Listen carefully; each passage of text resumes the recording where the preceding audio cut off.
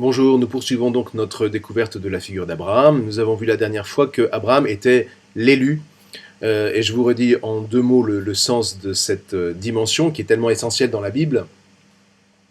Dieu choisit un homme et en quelque sorte fait comme le pari que, en voyant comment Dieu aime un homme, eh bien tous les hommes comprendront comment Dieu les aime et au final, je comprendrai, moi, comment Dieu m'aime. Cette élection retentit à travers un appel qui, d'une certaine manière, nous fait sortir de nous-mêmes, et en nous faisant sortir de nous-mêmes, nous fait traverser une épreuve. Dieu nous fait traverser une épreuve, non pas qu'il nous fasse souffrir, la question n'est pas là, mais à travers l'épreuve, je vais éprouver qui je suis, je vais éprouver le sens de mon existence, et donc je vais pouvoir me mettre en marche en tenant la main de Dieu, et je vais pouvoir éprouver la nature et la richesse de la relation qui m'attache à Dieu.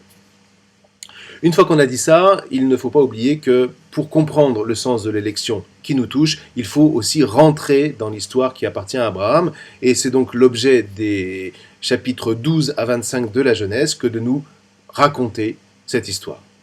Alors vous vous souvenez que Abraham est donc sorti de Haran, il avait 75 ans, c'est-à-dire que c'est un homme qui est chargé de jours, dirait la Bible.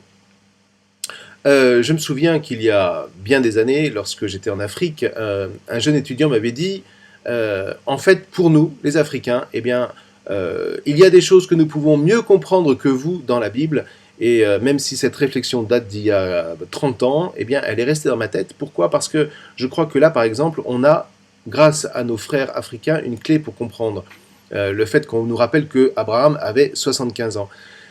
Il y a en Afrique le respect du vieux. Les vieux, on les vénère, on les écoute surtout. C'est-à-dire qu'on part du principe qu'un vieux, grâce à tout ce qu'il a traversé au cours de sa vie, a une certaine expérience et il a une certaine sagesse. Eh bien, je crois que dans ce passage de la Bible où on nous dit Abraham avait 75 ans, et on verra que dans les passages qui suivent, il va être encore plus vieux, en particulier quand il va être appelé à avoir un enfant, on nous dit, voilà, c'est un sage. Le père des croyants, le premier des croyants, est un sage. Cet homme est marié, il est marié à Sarai. Sarai, c'est un très joli nom qui veut dire ma princesse. Abraham voulant dire père élevé. Et puis, il a avec lui son neveu Lot.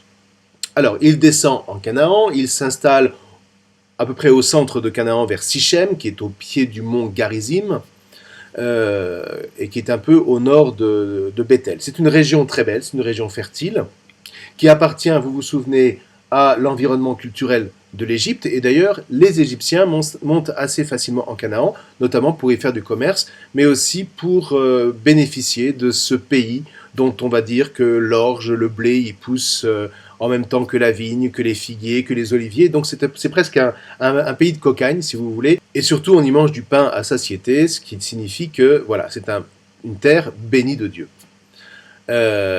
Sur cette terre, on va vous dire au verset 6 que Dieu apparaît à Abraham. Il ne s'agit plus seulement là pour Abraham d'écouter l'appel que Dieu lui lance, non, il va le voir. Et lorsqu'on a une telle expérience, on retrouvera le même genre d'épisode à travers le songe de Jacob, eh bien le premier réflexe de ces hommes à cette époque-là, c'était d'élever un autel à la divinité qui s'est manifestée et qui surtout a comme manifesté sa bénédiction. Et de fait, pendant cette apparition, Dieu dira à Abraham, voilà, c'est cette terre que je vais donner à tes descendants. À partir de là, il va aller à Bethel, un tout petit peu sur l'est, c'est dans les hauteurs, et puis il va descendre complètement dans le désert du Negev. Alors le désert du Negev, il ne faudrait pas imaginer le Sahara, le désert du Negev, c'est un désert rocailleux, sur lequel malgré tout pousse un tout petit peu de végétation, en tout cas suffisamment de végétation pour que des troupeaux puissent y demeurer. Et c'est donc un désert où vous allez trouver des nomades, aujourd'hui encore quelques bédouins quand ils ne se sont pas complètement urbanisés. Et ce Negev va donc en quelque sorte être comme la première étape d'Abraham dans ce pays que Dieu lui donne. Survient alors une famine. On ne vous donne pas la raison, mais enfin c'est vrai que à cette époque et dans cette région, il suffisait qu'il tombe un peu moins d'eau pour que d'emblée, eh bien, ce soit en quelque sorte catastrophique. Et donc, Abraham va continuer sa descente dans le sud, puisqu'il va passer du Negev au Sinaï, le désert du Sinaï, qu'il va sans doute longer par la côte, et il va rejoindre la frontière égyptienne. Alors il traverse la frontière, une frontière qui est très bien gardée, on le sait par les fouilles et par les documents. Les Égyptiens ont bâti des fortins, ils ont bâti des tours de garde pour se prémunir des incursions de ceux qu'ils appellent les hommes des sables, c'est-à-dire les hommes du désert. Il arrive à la hauteur des lacs salés, et de là, il va pouvoir passer dans le delta du Nil. Mais sur le point d'entrée, un petit détail étrange, Abraham demande à Sarai de se faire passer pour sa sœur,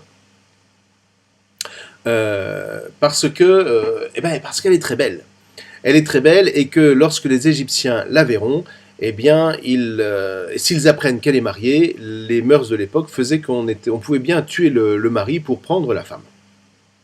Et de fait, les officiers vont repérer la beauté de Sarai. Encore une fois, c'est une manière d'exalter la beauté de la matriarche. Et ils vont l'emmener à Pharaon. Alors, est-ce que Abraham a pu rencontrer le Pharaon? Eh bien, il s'avérerait que ce n'est pas impossible. D'abord parce qu'on a retrouvé des fresques où des hommes de Canaan étaient présentés à Pharaon. Et puis d'autre part, on est dans une période intermédiaire avant que ne commence le Nouvel Empire. On est sous le règne des Hyksos, et la ville princière des Hyksos est une ville qui s'appelle Avaris, et qui n'est pas très très très loin des lacs salés, au niveau du delta. Et donc voilà, effectivement, les officiers repèrent Sarai et vont présenter Sarai à Pharaon. Alors qui est Pharaon? Pharaon, c'est un nom éponyme pour parler des rois d'Égypte. On ne vous parlera que de Pharaon, mais il est évident que ce n'est pas le même Pharaon qui est à l'époque d'Abraham, qui sera à l'époque de Joseph et qui sera à l'époque de Moïse. Toujours est-il que Pharaon prend la femme de Sarai en imaginant prendre sa sœur, et il va lui arriver les pires ennuis, jusqu'au moment où il apprend que Sarai est bien la femme d'Abraham. Et voyez, là, vous avez une première leçon qui nous montre que Dieu ne plaisante pas avec les relations d'époux à épouse. Et Abraham va apprendre ici qu'il ne peut pas déroger aussi facilement à son état d'époux. Encore une fois, on ne joue pas avec ces relations, surtout pas entre mari et femme, et on le comprendra d'autant plus avec la suite de l'histoire sainte. Et on ne joue pas non plus sur ce terrain-là quand on a été, sous prétexte qu'on a été choisi par Dieu pour porter une promesse. Donc, en quelque sorte, Dieu lui dit, Sarai est ta femme et tu ne la laisseras pas à d'autres, même pour épargner ta vie. Alors, dès lors, Pharaon qui apprend cela, le chasse, il ne le tue pas, il le chasse. Pourquoi? Parce qu'on ne rigole pas avec des gens qui sont protégés par Dieu. Et il le renvoie, dans les mêmes termes d'ailleurs que le Pharaon de l'époque de Moïse renverra le peuple des Hébreux.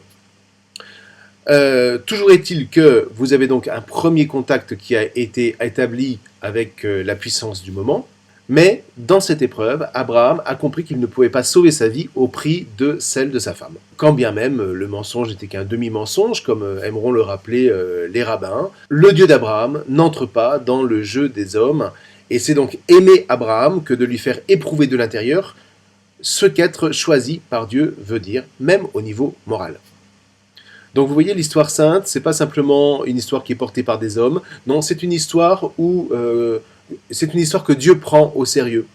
Et Dieu, on vous le dit donc dès le début, prend le couple au sérieux. Et là, vous voyez, la chose nous est dite avant même que l'alliance ne soit scellée. Au fronton de l'histoire patriarcale, il nous est dit, tu garderas la femme qui est la tienne et tu ne la donneras pas à un autre, fût-ce au péril de ta vie. Eh bien, voilà la première leçon, et nous verrons qu'elle est loin d'être anodine.